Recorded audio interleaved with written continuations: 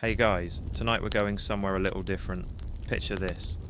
The air is thick with the warm, dusty scent of the Nile. Reeds rustle softly nearby, and distant chants hum from a nearby temple. The sandstone streets of Thebes glow faintly in the last orange blush of sunset, and you find yourself summoned to a small courtyard lit by flickering oil lamps. In front of you, a beautifully carved wooden board, its squares polished smooth by countless restless fingers. Little ivory game pieces gleam in the half-light, each one waiting for you to pick it up. And this, dear sleepy traveller, is no ordinary board game. This one, they say, can decide where your soul goes when your heart stops beating. Fun, right? You probably won't survive this. So before you get comfortable, take a moment to like the video and subscribe, but only if you genuinely enjoy what I do here. And hey, let me know where you're watching from and what time it is for you. I always love seeing how far these little sleepy journeys travel. Now dim the lights, maybe turn on a fan for that soft background hum, and let's ease into tonight's journey together. You run your fingertips over the wooden board's smooth surface. There are 30 little squares carved into the surface, arranged neatly in 3 rows of 10.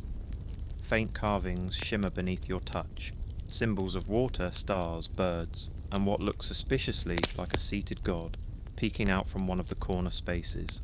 A young man in a linen kilt kneels across from you, grinning through white teeth. His head is shaved, a small braid behind his ear twitching as the night breeze stirs. "Senet," he says, gesturing to the board. "The game of passage." His voice is low, reverent, as if he's just invited you into something holy. And in a way, he has. Senet isn't some idle pastime like you might expect. In ancient Egypt, board games weren't about passing the time on a lazy afternoon while nibbling dates, though yes, dates would likely be involved. These games were woven into the culture's deepest beliefs about death, the soul, and what waited beyond the mortal world. The earliest depictions of Senet show up on tomb walls from around 2600 BCE during the Old Kingdom. That's so long ago, the Great Pyramid of Giza would still have that fresh stone smell. In these murals, figures sit cross-legged over small boards, their hands mid-gesture, as though caught mid-game for all eternity. What's especially intriguing is that those same scenes often show the dead playing the game, as if proving to the gods they still knew the rules of life and death. As the sun fully sets, more villagers and priests gather, watching from the shadows, eyes glinting like onyx beads. The young man opposite you places 4 slender sticks onto the board's edge. They're marked with dark pigment on one side, pale wood on the other. He tosses them into the air, and they land with a soft clatter. 3 light sides up, 1 dark. "You move 3, he murmurs, sliding a carved piece shaped like a small bird onto its next space.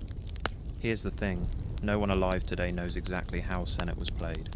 Not really. Historians still argue whether it was a pure race game, a strategy contest, or a ritual passage representing the soul's journey through Duat, the perilous Egyptian afterlife. That scholarly mystery has made Senet one of the most romantically eerie games in history. What we do know is that ancient Egyptians believed every move made in Senet could ripple into the afterlife. A bad throw of the sticks might condemn your spirit to get lost in the fields of reeds, a shimmering paradise on the far side of the Nile's mirror-like waters. Or worse, to wander Duat forever, dodging crocodile-headed demons and enormous fire-spitting serpents with personal space issues. And yet people loved it. Senet boards have been found in the tombs of pharaohs and commoners alike, crafted from cheap clay tiles or exquisite inlays of ivory, ebony and electrum. One particularly fancy board belonged to Tutankhamun himself, tucked among his other treasures, waiting for him to challenge some poor ghostly soul in the next world. There's a peculiar satisfaction in imagining these ancient players hunched over their boards by lamplight, squinting at their moves and quietly cursing the gods when a toss didn't go their way. Even back then, gaming luck was cruel. The young man opposite you points to one of the squares, etched with an eye-like symbol. "Land there," he warns, "and you must start again." You glance up at him, squinting. Is he bluffing? Or is this one of those rules he just made up to trick you? According to some surviving records, game instructions varied wildly between regions, households, and even temples. It's like trying to play Monopoly with 3 different uncles, each insisting their version is the correct one. Scholars debate whether there was ever an official rulebook for Senet. Some suggest rules were passed down orally, shifting like the Nile's currents. Others cling to a persistent legend, a lost scroll, hidden in a long-forgotten temple, containing the sacred, definitive rules of Senet. Whether it ever existed remains a mystery. Your opponent tosses the sticks again. Too light, too dark.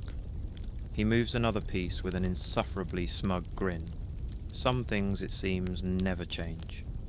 As the night deepens, distant jackals yip beyond the city walls, and the heavy, honeyed scent of lotus drifts from a nearby pool. You shift on your woven mat, already hooked by this ancient game of luck, fate, and quiet rivalries. And as you take your next move, you can't help but wonder just how much of your afterlife is hanging in the balance of 4 little sticks. The sticks land again, clacking gently on the board's edge. 3 light, 1 dark. Another 3 steps forward for you. And now, as your carved bird token slides along those smooth squares, you can feel it. This isn't just a game about moving from point A to point B. No, every space you pass seems to hum with old meaning, as if the gods themselves left fingerprints here. Your opponent leans in, his voice barely above a whisper. "This is Senet," he says, gesturing to the board as though introducing you to an ancient friend. The game of passing, a race, a ritual, and a map. A map? You glance down again, trying to make sense of the 30 tiny squares. Historians still debate the exact meaning of each one. Some squares bear symbols, ankhs for life, waves for water, perhaps even an image of the House of Waters, the dreaded place where souls risk getting lost in the Nile's chaotic underworld tributaries. Others are blank, leaving room for both hope and disaster. What we do know is that Senet was Egypt's most famous board game for nearly 2,000 years, appearing in tomb paintings, temple murals, and even the Book of the Dead itself. A mainstream fact.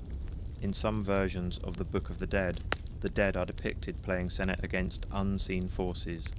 As part of their journey to the afterlife, they must win to proceed. Lose, and your soul gets stuck in some shadowy cul-de-sac for eternity. No pressure, right? And it wasn't just a passing fad.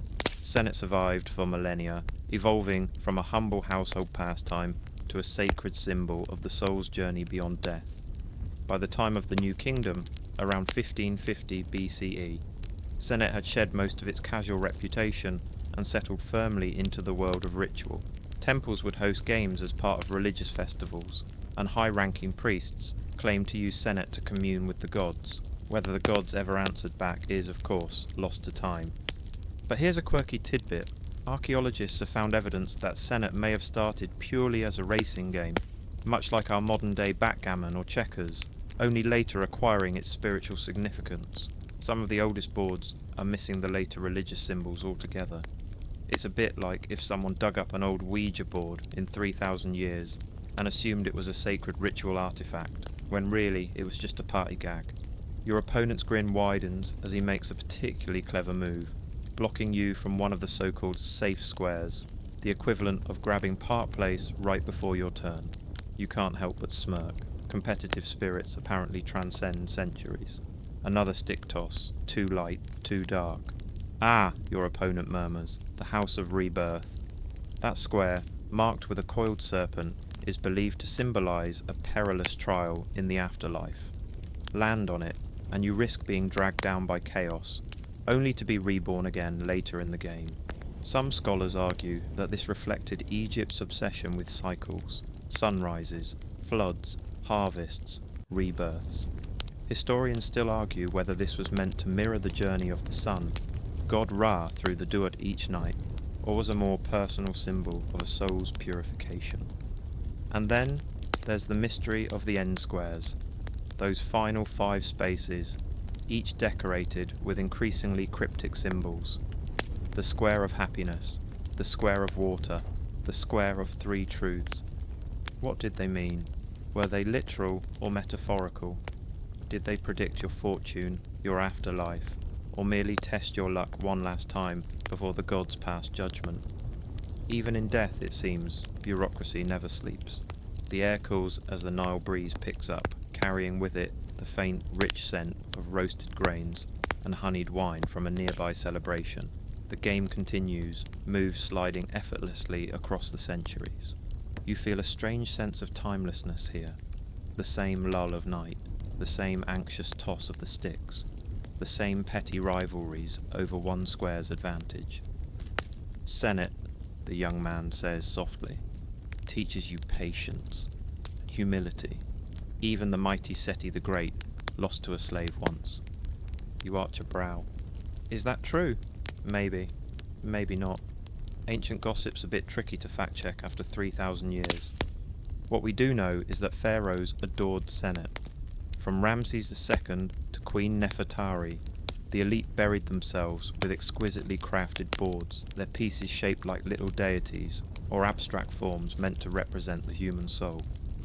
In one tomb painting, Nefertari plays Senet alone, her opponent unseen, perhaps death itself, perhaps a god, or maybe just a stubborn cousin who refused to show up. Another stick toss, one light, three dark. Your opponent hisses through his teeth, a bad throw. You seize the chance to slide your bird piece forward, landing on a space etched with what looks like a pair of reeds. Water reeds, symbolic of the Nile, and in some interpretations, a place of respite in the game's perilous landscape. The gods smile on you tonight. The game flows like the river itself, calm stretches, treacherous turns. There's an odd serenity to it, a meditative rhythm that blurs the line between mere play and cosmic metaphor. You get the sense that no one, not even the priests and scholars of old, fully understood the game's origins. It simply always was, like the river or the stars. A mystery born of dust and time. Another stick toss, and so it continues. The sticks land again, a scatter of light and dark sides catching the flicker of the oil lamp. You move your piece one cautious square forward. The game board feels more alive now, not just wood and carvings, but something heavier, almost humming under your fingertips. Your opponent exhales through his nose and gives you a look that says, "You're getting lucky." You try not to grin. There's a small satisfaction in the idea that even in ancient Egypt, someone was likely muttering about beginner's luck. As your fingers brush the next square, the young man leans in and murmurs, "Be careful." The House of Waters lies close. Ah yes, the House of Waters. Now here's where things get really interesting.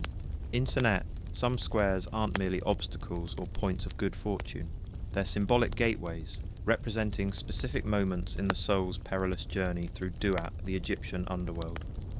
The House of Waters is said to be one of the trickiest.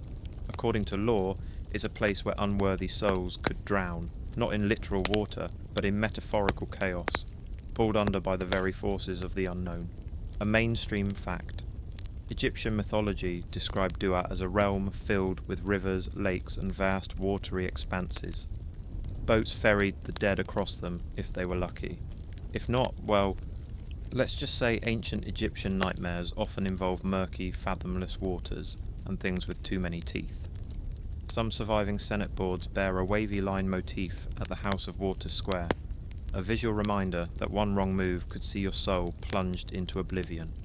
Historians still argue whether landing there meant you had to start the game over, miss a turn, or, more ominously, perform some ritual or sacrifice to appease the gods. A neat little scholarly debate no one seems eager to test firsthand. Your opponent rolls again, his piece sailing neatly past the danger zone. Typical. You glance around the courtyard. The night air is cooler now, the scent of Nile lilies growing sharper as the wind shifts. In the shadows, an old woman watches the game with a kind of knowing smirk. She's seen too many of these matches not to notice when the odds start to bend. And speaking of odds, let's talk about the equipment. The sticks you've been tossing aren't dice in the modern sense, though they serve a similar purpose. Typically 4 flat sticks, one side painted dark, the other left plain. Toss them, and the number of light sides facing up determined how many spaces you could move. A quirky tidbit. Some wealthier Egyptians use small carved knuckle bones from sheep or goats, sort of an ancient version of luxury gaming accessories. Imagine bringing your own personalised dice to a poker game, only these could be made of ivory or electrum. And here's where the superstition kicks in. Players believed these throwing sticks weren't purely instruments of chance, but could be influenced by gods or spirits. If your tosses kept landing poorly, it wasn't bad luck. It was a message, a warning perhaps that your Kai, your vital essence, was out of balance. You toss the sticks again. 3 light, 1 dark. Not bad. You slide your bird piece cautiously past the House of Waters square, feeling an almost ridiculous sense of relief. The young man across from you snorts. Saved for now, he mutters. Senate boards, you'll notice, often had specific safe squares. Spaces believed to offer protection from misfortune, symbolizing small islands of stability amidst the chaos of life and afterlife. Some squares, marked with hieroglyphs of Ra's sun disk or the Eye of Horus, were thought to act as checkpoints where you could pause, catch your breath, maybe pray to Hathor for a luckier toss next round. Historians still argue whether those safe squares were meant to represent literal locations in Duat or abstract spiritual concepts. Some think they mirror known landmarks from ancient funerary texts, places like the Lake of Fire, the Field of Rushes, or the Island of Truth. Others believe they're purely metaphorical, reminders that even in death's long night, you could find moments of peace. Your opponent rolls poorly and groans. He's landed squarely in the House of Waters. Ah, the old woman in the corner chuckles, shaking her head. He picks up his token, moving it back 3 spaces. A house rule, he grumbles. Another thing about Senate. Variations abounded. Much like how Monopoly house rules can make or break friendships today, ancient households tweaked Senate rules to suit their tastes. Some boards were larger, some smaller, some richly decorated, others crudely carved into flat pieces of clay. There was no single universal version, and the game boards themselves, works of art. Pharaoh's boards were inlaid with lapis lazuli, ivory, ebony, and gold. Commoners' boards might be drawn with soot and a burnt stick on a smooth stone or the back of a pottery shard. One particularly famous board was found buried with Tutankhamun, made of exquisite materials and clearly crafted to last for eternity. You find your mind drifting as the game continues, the rhythm of the tosses, moves, and reversals taking on a strangely hypnotic cadence. It feels like something older than memory, older than pyramids, older than written words. A human instinct to play, to gamble, to test fate against the invisible. As the night stretches on, you realize you're not just playing against your opponent, but against something unseen. Each move feels heavier now, as though the spirits of players long past watch, from the edges of the firelight, eager to see if you'll make it through. You toss the sticks, and on the next move, you land in the House of Happiness. Well, that's got to be good. You glance down at the square where your bird-shaped piece now rests, a simple carving, yet somehow it feels smug, perched there in what your opponent just called the House of Happiness. The name alone gives you a little boost, even though you suspect ancient Egyptians had a much more complicated idea of happiness than we do. Probably less about naps and dessert, and more about navigating the afterlife without being devoured by a crocodile-headed demon. Your opponent raises an eyebrow. Enjoy it while it lasts. You smirk, but inside, you're curious. What exactly did happiness mean in this game? In Egyptian belief, it wasn't some fleeting emotion. It was alignment, harmony, being in sync with Ma'at, the cosmic order that kept the sun rising, the Nile flooding, and your neighbours from stealing your goats. A mainstream fact. Ma'at wasn't just a principle, but also a goddess, often depicted with an ostrich feather in her hair. Every soul in the afterlife was judged against her feather, their heart weighed on a scale, too heavy with sin, and, well, remember the crocodile-headed demon I mentioned? That's Amit. Part crocodile, part lion, part hippopotamus. Basically a nightmare built from Egypt's most dangerous animals. She'd devour you in one bite. Historians still debate whether the House of Happiness Square in Senate was meant to symbolize reaching a state of harmony in the afterlife, or was simply a lucky spot that let you rest, like the free parking space in Monopoly. There's no surviving rulebook. Most of what we know about Senate comes from piecing together tomb paintings, scattered fragments, and a healthy dose of scholarly guesswork. Your opponent rolls the sticks, a bad throw. He lands just before the House of Happiness and lets out a soft curse in ancient Egyptian you don't quite catch. Seems the gods favour you tonight, he says, eyeing you with mock suspicion. And speaking of gods, Senet wasn't just a game played by humans. It turns out, in ancient Egyptian art and mythology, the gods themselves were depicted as Senet players. Ra, the sun god, was said to play against death as he travelled through the Duat each night, attempting to reach the dawn. Thoth, god of wisdom and writing, was rumoured to have invented games like Senet to entertain the gods, and perhaps even cheat death itself. A quirky tidbit, there's an old tale where Thoth wagers with the moon god, Khonsu, over the light in the sky.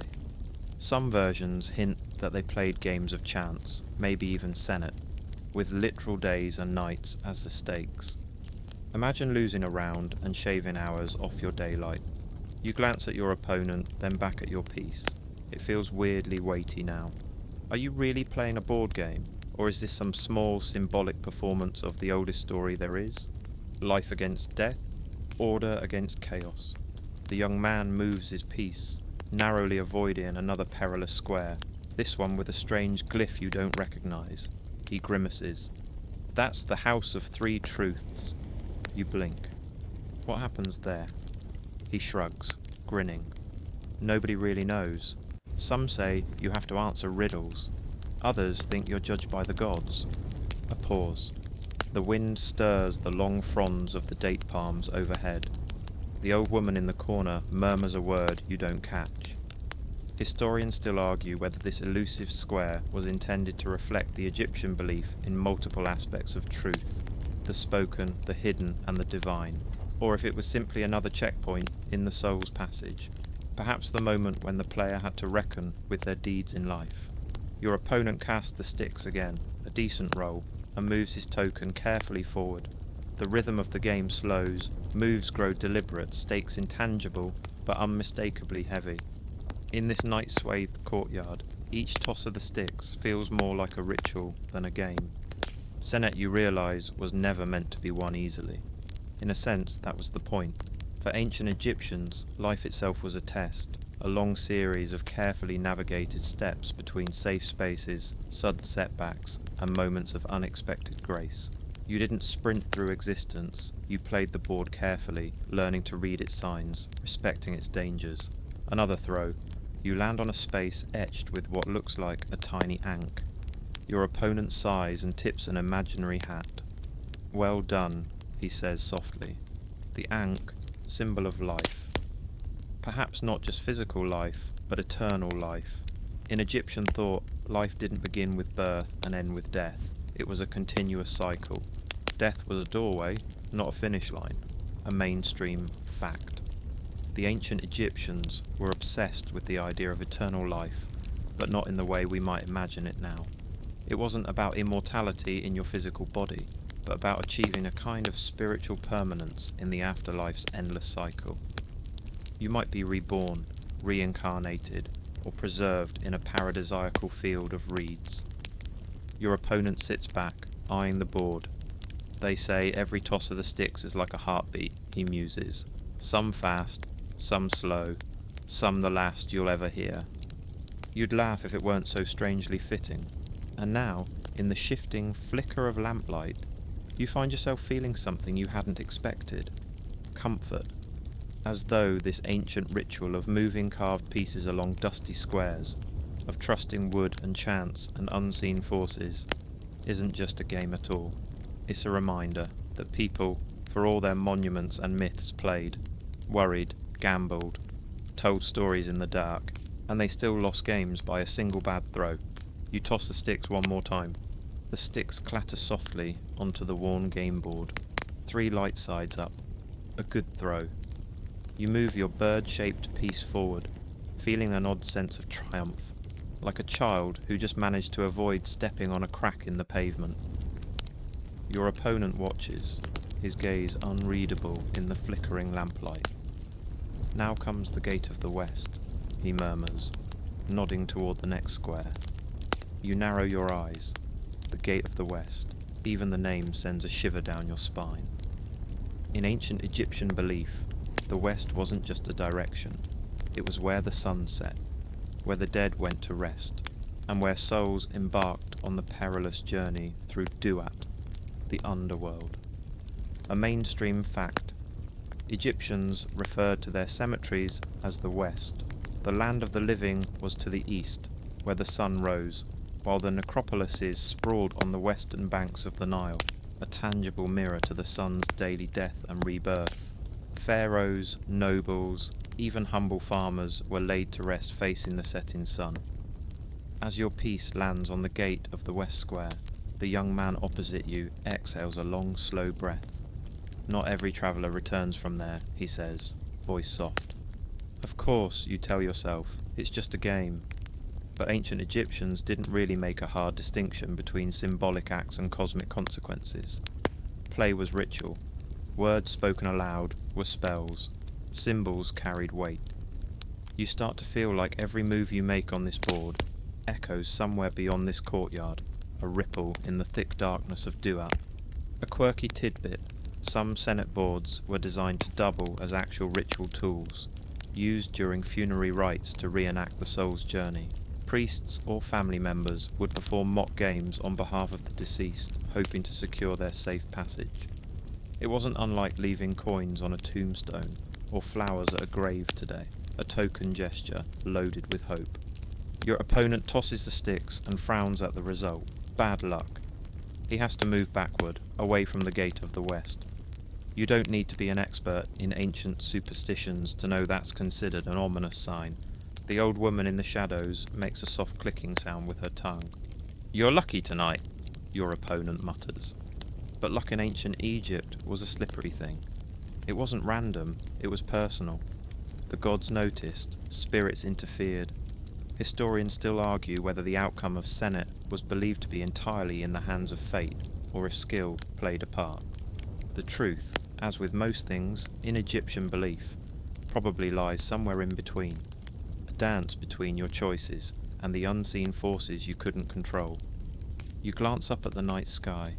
The stars shimmer above, familiar and alien all at once. Ancient Egyptians charted these same constellations, assigning them names and divine attributes.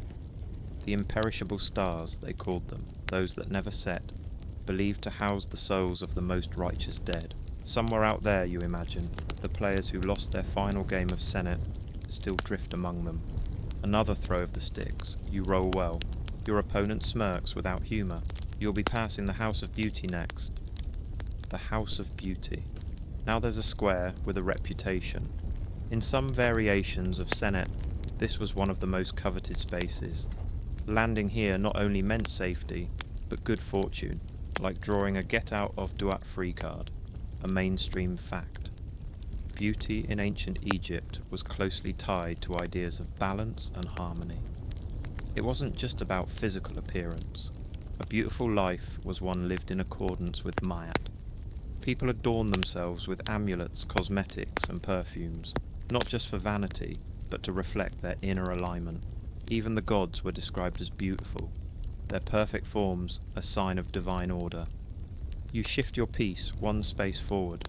The House of Beauty square is etched with a delicate symbol, a lotus flower, its petals curling as though caught in an eternal bloom. It feels like a good omen. A quirky tidbit? Egyptians loved perfume. One famous recipe involves steeping myrrh, cinnamon, and pine resin in animal fat for weeks. Cleopatra herself was said to have created custom scents, and pharaohs employed entire teams of perfumers. Some tombs still bear traces of ancient fragrances, faint and sweet after thousands of years. Your opponent throws the sticks again, and for a moment you catch something in his expression. Irritation, worry, it's hard to tell. "You're moving too fast," he mutters, and maybe he's right. In Senate, as in life, speed could be dangerous. Landing on certain squares too soon, bypassing vital spaces of reflection, could invite disaster. Historians still argue whether it was better to play aggressively or cautiously. Some evidence suggests players deliberately slowed their progress to avoid reaching Duat's more perilous gates unprepared. You glance at the board, and suddenly the layout feels less like a game and more like a map. Each square a landmark, each throw of the sticks a step closer to some unseen reckoning. The old woman in the corner leans forward, voice rasping. "Mind the 5 houses," she says. You frown. "The what?" She points a crooked finger at a cluster of 5 squares toward the end of the board. 5 trials, 5 truths, you'll see. You swallow and nod. Another throw. The sticks clatter. Your piece edges closer, and the night, thick with the scent of oil and lilies, feels like it's holding its breath. The sticks tumble from your hand with a soft, dry sound against the ancient wood. You watch them settle, too light, too dark, a middling throw, the kind that makes you hesitate. Move forward now, or hold back and wait for a better roll.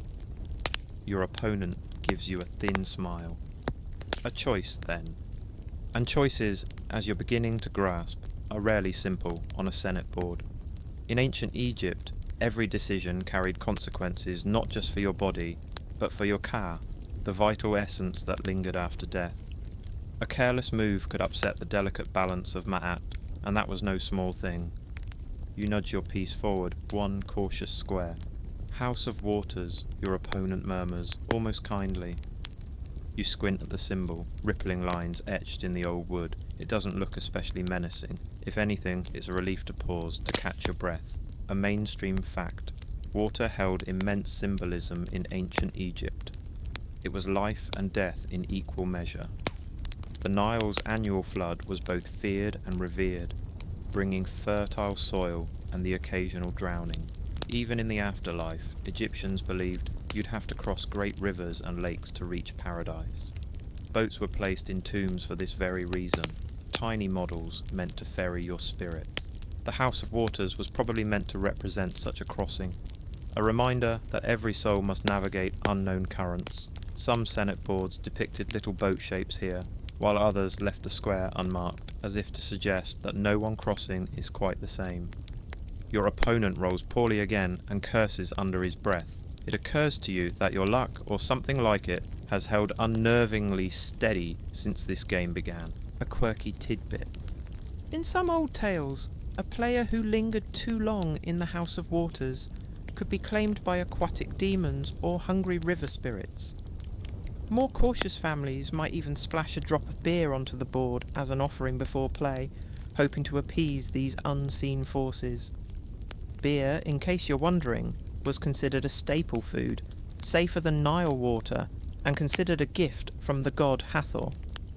You glance toward the old woman in the corner. She's watching you with that same knowing look, like she's seen this exact moment unfold 100 times before.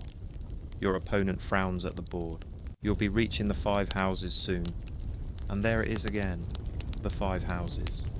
A cluster of spaces near the far edge of the board, so close to the end you can practically hear the wind from the field of reeds beyond. But these aren't safe havens. They're checkpoints, trials, places where, according to tradition, the player must face aspects of their life, confess their failings and prove their worth. Historians still argue over the exact meanings of these final 5 squares.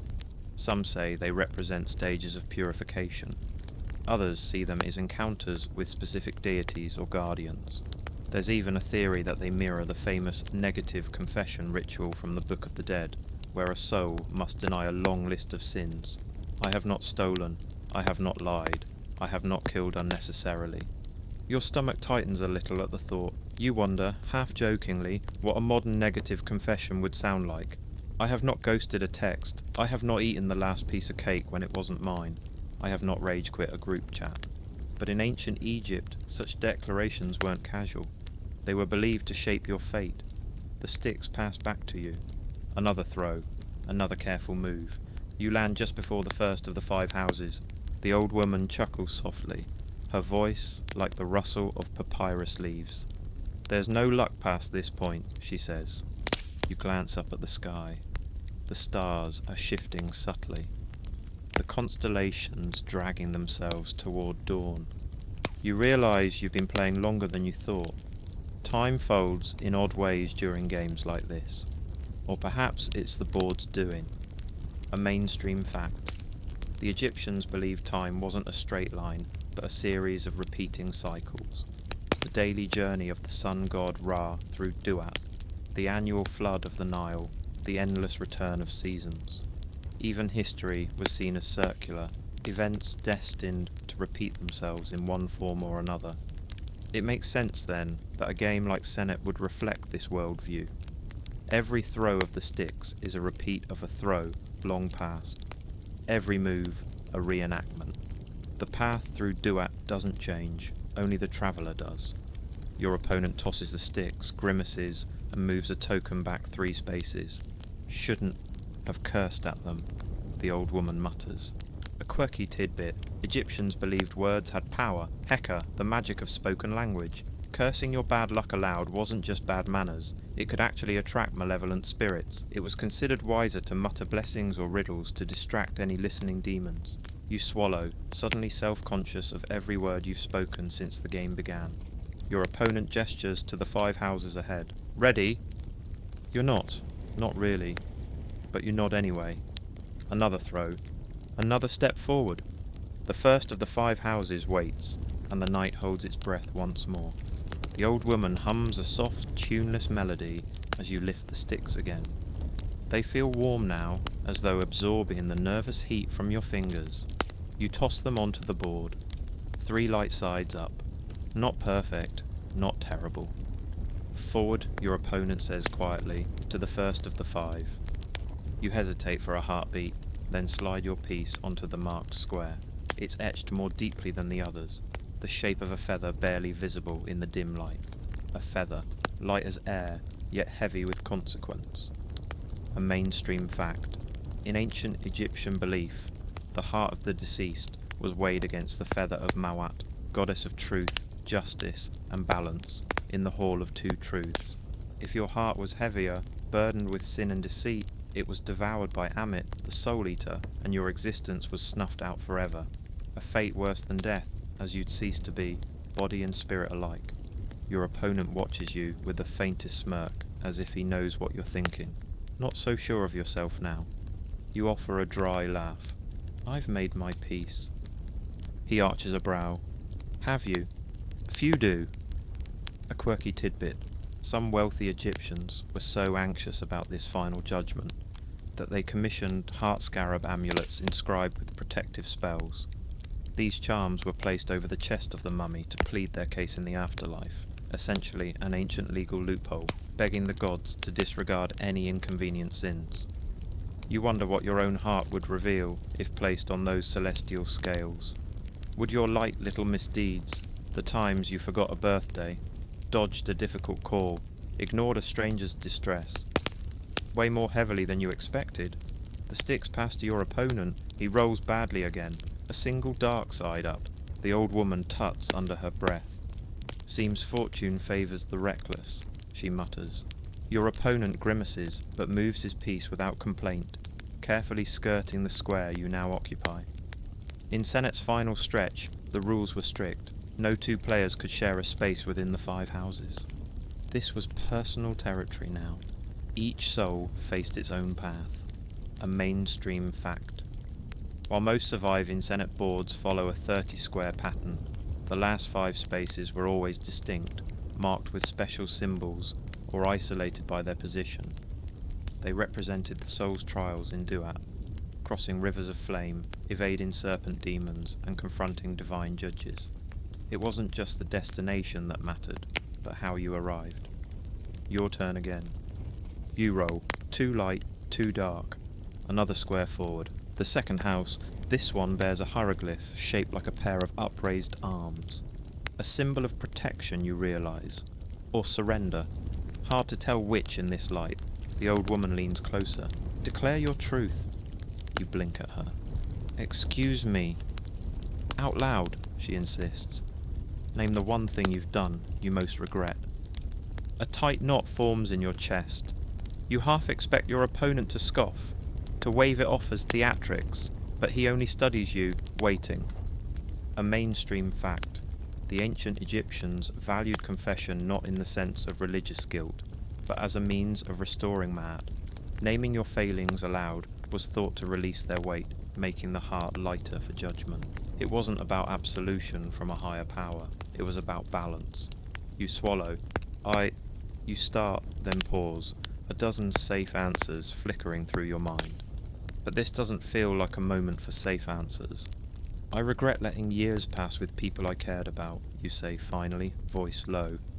Not calling, not showing up. The old woman's expression softens. That'll do, she murmurs. A quirky tidbit.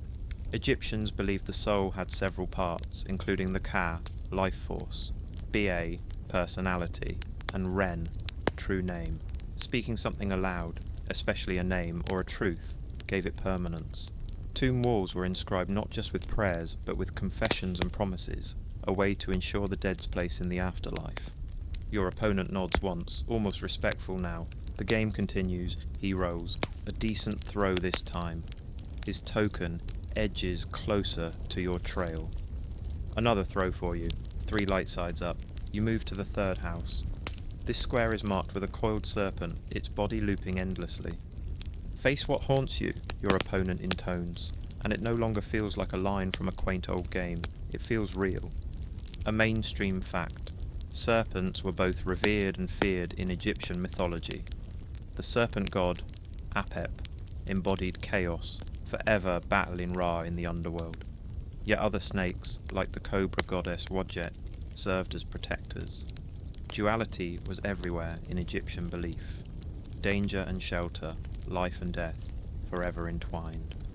The old woman speaks again. Name the thing you run from. You manage a weak laugh. Isn't that a little personal for a board game? But no one else smiles. You consider it. Could say spiders, or taxes, or being the last one to show up at a party. But you know that isn't what this place, this moment demands. I run from failing, you admit, from starting things I might not finish. The serpent square stays silent, but something in the air loosens. A quirky tidbit. Some ancient Senate boards had tiny hidden messages carved along the edges, blessings, curses, or warnings for players too arrogant or careless. One surviving example translates roughly to, "Speak no lies upon this path, lest the serpent know your scent." You shudder, though the night is still warm. Another throw. The fourth house awaits, the final reckoning draws near. The board feels heavier now, as though each square carries the weight of 100 souls before you. The old woman hums a low, steady note, a sound like wind threading through reeds, as you lift the sticks again. 2 light, 1 dark, 1 light, enough to step forward. You move your piece onto the fourth house. This one bears a symbol that's harder to decipher. It looks like a stylized loaf of bread, or maybe a heart. The edges of the carving have worn smooth over centuries of fingers tracing its outline. Your opponent leans in, voice soft. The House of Offerings. A mainstream fact. In ancient Egyptian belief, offerings of food, drink, and incense were vital for sustaining both the living and the dead. Tomb walls were covered in painted banquet scenes, listing items the deceased wished to receive in perpetuity. Figs, dates, oxen haunches, jars of beer, cones of incense. If offerings ceased, it was thought the soul might grow restless and lost in duat. You glance toward the darkened corners of the room, where shapes seem to shift just out of sight, a clever trick of firelight, or maybe not. The old woman speaks without looking up. "What will you leave behind, traveller?" You blink. "What do you mean?" "Your offering," she says, simply. "Something of yourself, a word, a kindness, a flaw." It's an odd request for a game, but then again, so was confessing your regrets and your fears. You wonder, not for the first time, if this is a game at all anymore. A quirky tidbit. Some elite Egyptians arranged for statues or written prayers to be placed in family tombs, inscribed with phrases like, "Say my name and I will live." They hoped passing visitors or future generations might read the words aloud, sending strength and sustenance to the deceased in the afterlife. The ancient world's version of leaving a voicemail you hope someone listens to 1,000 years later. You take a breath. I'll leave this, you say quietly. A promise to reach out more. To show up. Even when it's awkward. Your opponent watches you closely, his gaze unreadable. The old woman gives a single nod. It is enough. The room seems to settle, as though something unseen has leaned back, satisfied for now. Your opponent rolls the sticks. 3 dark, 1 light, a poor throw. He scowls, moving his piece back a square. A mainstream fact. Some surviving Senate boards included punishment squares, where an unlucky throw forced a player to retreat, sometimes all the way to the House of Waters or beyond. Scholars still debate whether this mechanic represented moral setbacks or simply the capricious nature of fate. Either way, it made for long, suspenseful games. You roll. 3 light, 1 dark. Your piece slides to the 5th house. The final square before the end. A rough-hewn carving of a seated figure with an ankh in one hand and a flail in the other.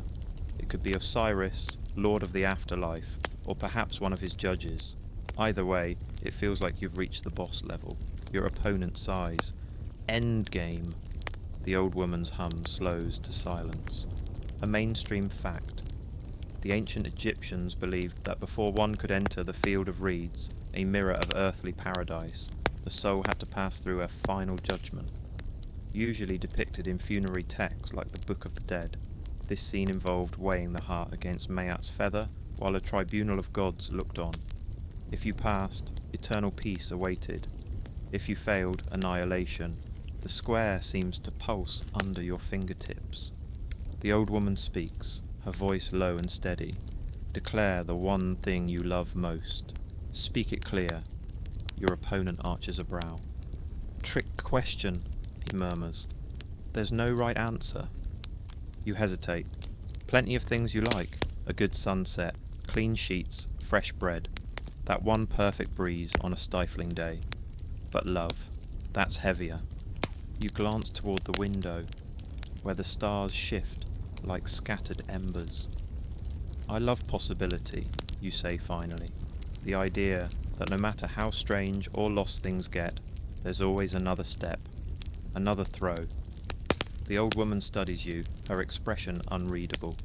Then she smiles, and it's no longer the smile of someone indulging a tourist or a novice player. It's the warm, weary grin of someone who's seen this game played 1,000 times and is still quietly rooting for the new ones. A quirky tidbit. Ancient Egyptian funerary spells often ended with the line, "I have come forth by day." It meant the soul had successfully navigated the dangers of Duat and emerged into light, able to roam as it pleased. Senate, in its way, mirrored that journey, a passage from darkness through challenge to rebirth. Your opponent sighs. Lucky throw, traveller. You glance at the sticks in your palm, feel their weight. One last roll. You toss them. 4 light sides up. A perfect throw. The room seems to exhale around you. Your piece slides to the final square. The square of rebirth, as some boards called it. The field of reeds lies beyond. The old woman leans in. Rest easy, she whispers. You've crossed. And for the first time since the game began, you feel something loosen in your chest, like you've been holding your breath this entire time without realizing it. A soft breeze stirs the room, though no doors have opened. Your opponent smiles, rueful. Beginner's luck. You can't help it, you smile back. The sticks clatter to the board one last time.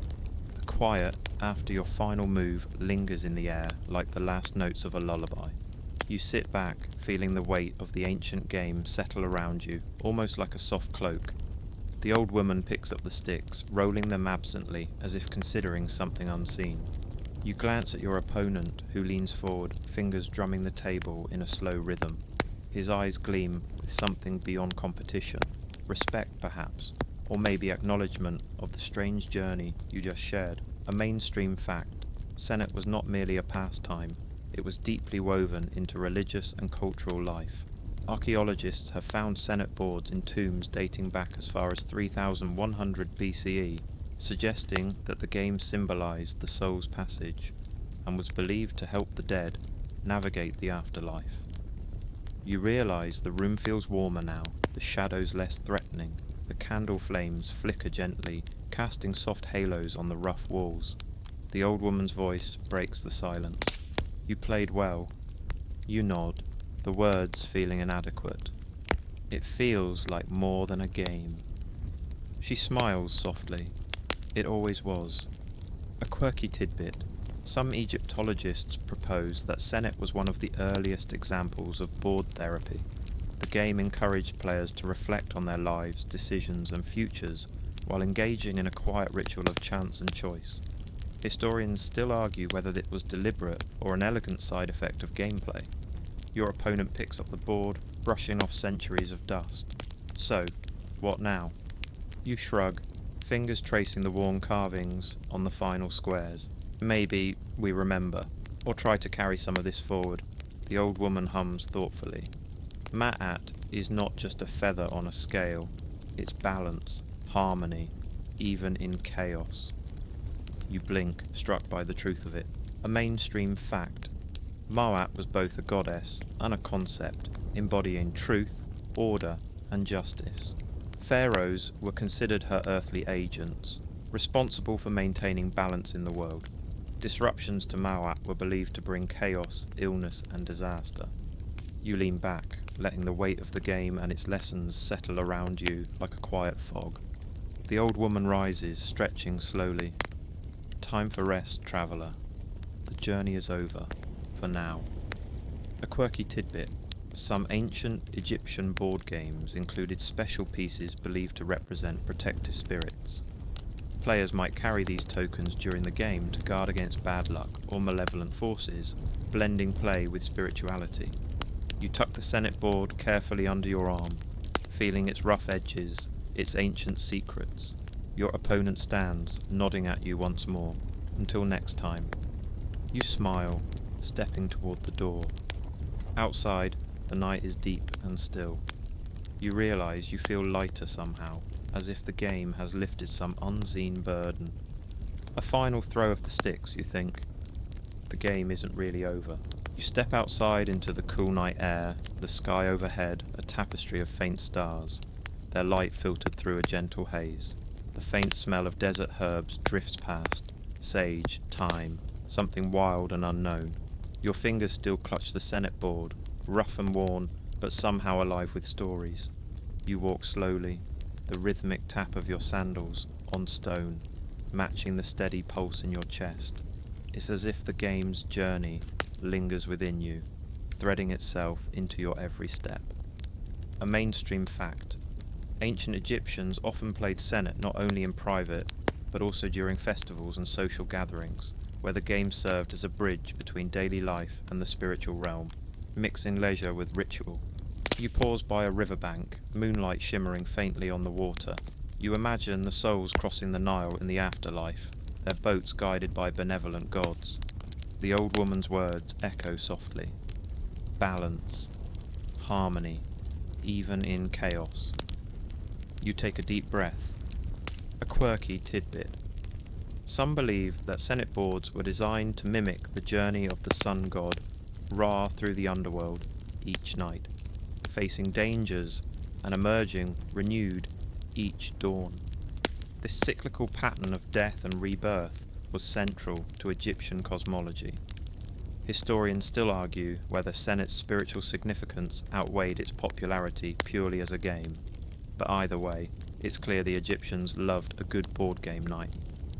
You sit on a stone bench, running your fingers over the carved squares, picturing the players who came before, pharaohs, scribes, farmers, and children, each rolling the sticks, hoping for fortune, or perhaps a kinder afterlife. You smile at the thought. A gentle breeze stirs the reeds nearby. Your opponent's voice breaks the silence again, softer this time.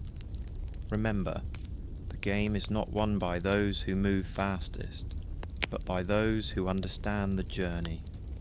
You nod, a sleepy smile curling your lips. A mainstream fact.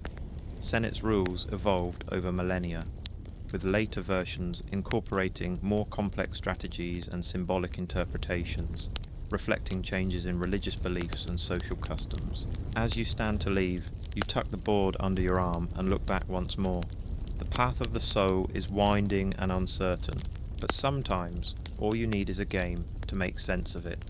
You find yourself wandering through a quiet street, lined with sandstone walls, etched by time, their surfaces catching the glow of lanterns swaying gently in the evening breeze. The city is asleep, or pretending to be, but the distant murmurs of life seem to hum in the shadows, like whispers from an older world. Your Senate board rests under your arm, its carved squares warm to the touch, a reminder of the journey you just played through. The memory of the game settles over you like a soft blanket, carrying a peaceful weight. A mainstream fact. Senate wasn't just confined to tombs and temples, it was a common feature in homes across Egypt.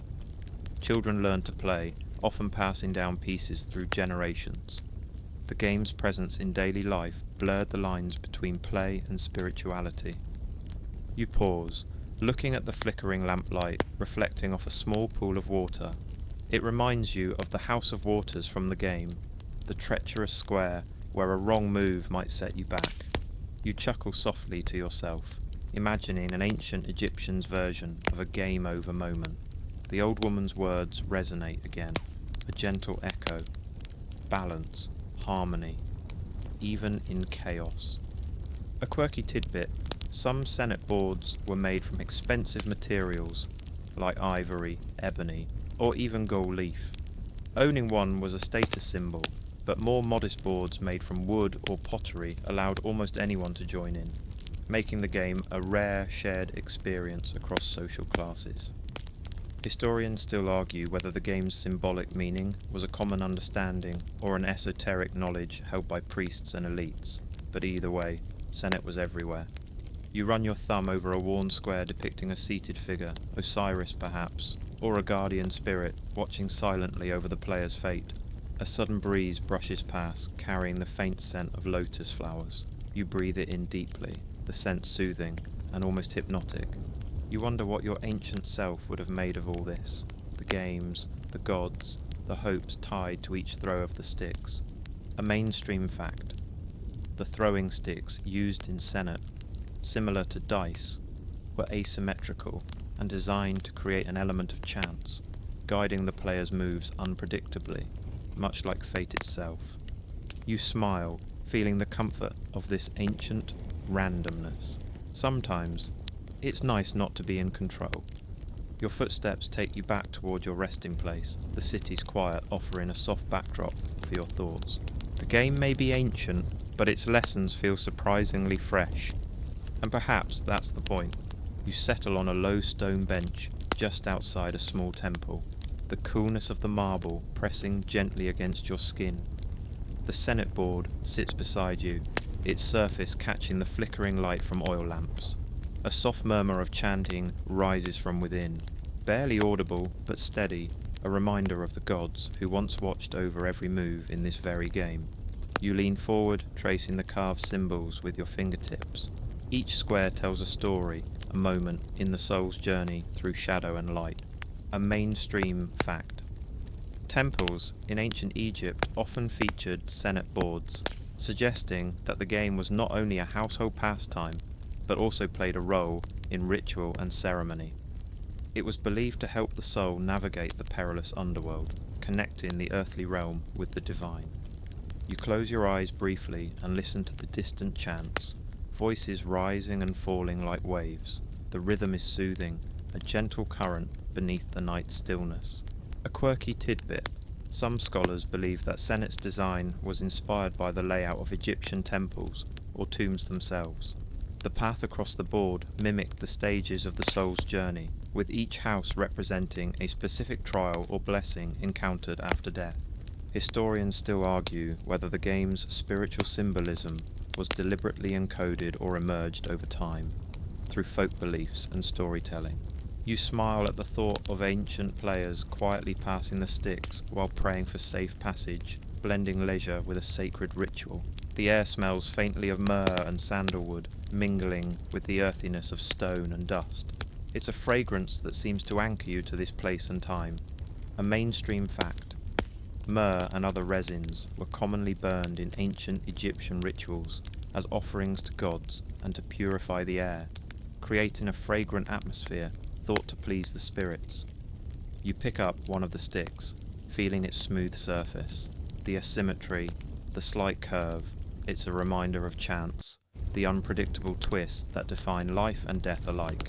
You glance back at the board's final square, imagining the soul's triumphant arrival at the field of reeds, an eternal paradise mirroring the Nile's fertile banks.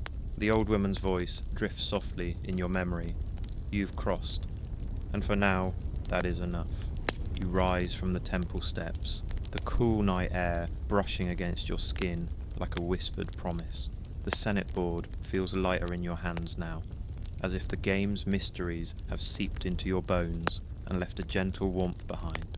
The stars above shimmer quietly, their ancient light crossing millennia to meet you here. Your footsteps carry you along a narrow path lined with papyrus reeds swaying softly in the breeze. The gentle rustling is a soothing soundtrack, a reminder of the Nile's life-giving flow and the eternal cycle of growth and decay. A mainstream fact. The Nile was central to Egyptian civilization, a lifeline for agriculture, trade, and spirituality. Its annual flooding was seen as a divine blessing, renewing the land and sustaining the people. You pause to watch a firefly blink in the darkness, a tiny pulse of life in the vast night, a quirky tidbit. Some Egyptians believed that fireflies were the souls of the dead, briefly lighting the world as they moved between realms. This gentle glow became a symbol of guidance and hope. Historians still debate whether such beliefs were widespread or localized traditions, but either way, the symbolism is quietly beautiful. You let your gaze drift back to the Senate board, imagining it as more than just carved wood, a map of the soul's passage, a quiet companion in the journey beyond. You think of the players before you, children learning the game by candlelight, priests murmuring prayers, families gathered after meals. Each roll of the sticks a moment of hope, fear, and chance. A mainstream fact. Senate was not only a game of luck, but strategy, requiring players to decide which pieces to move and when to take risks. This balance of chance and choice mirrored ancient Egyptian views on fate and free will. You smile softly, thinking of your own moves, the risks you took, the moments you hesitated. The path winds ahead, disappearing into soft shadows. You breathe in deeply, the cool air filling your lungs with a quiet calm. The old woman's parting words linger, rest easy. And as you walk forward, you carry with you the gentle rhythms of an ancient game, its lessons woven quietly into the night. You pause beside a quiet pool, its surface still and dark, reflecting the soft glow of the moon. The night hums gently around you, crickets chirping in the distance and a faint rustle of palm leaves overhead. Your fingers brush the edge of the Senate board, now feeling like an old friend who shared a long winding story.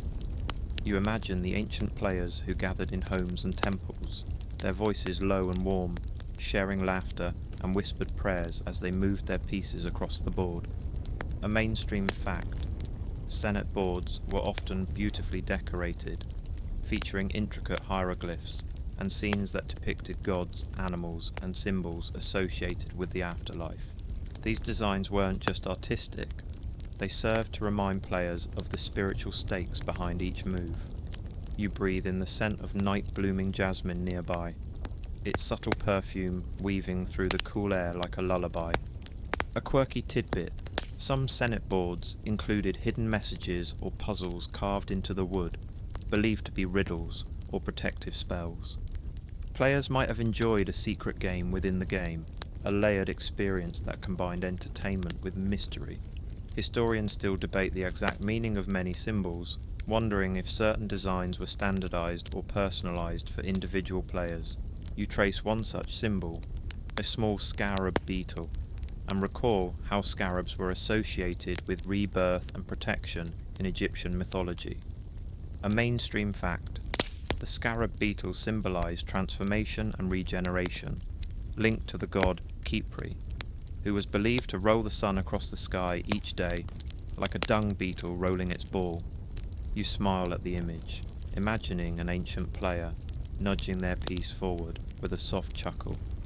The night grows softer, the world hushed into a gentle stillness. You tuck the Senate board under your arm and stand, feeling a quiet gratitude for this unexpected journey. The game was more than a pastime. It was a bridge to another time, a whisper of the past, meant to soothe and guide.